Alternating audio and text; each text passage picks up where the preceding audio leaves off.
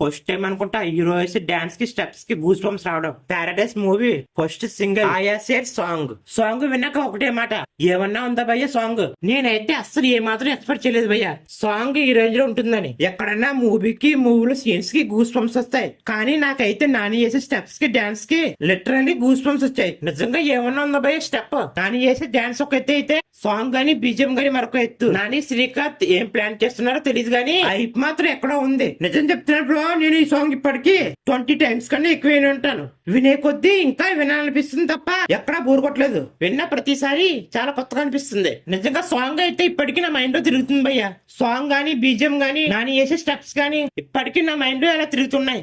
ఇంకా స్టార్టింగ్ లో ఆ బిర్యానీ సీన్ అయితే వేరే లెవెల్ అయ్యా. సాంగ్ మధ్యలో డాక్టర్ తెలియదు, అరీ తెలీదు, దాని మీద డిప్స్ తీసే సీన్ ఉంటుంది.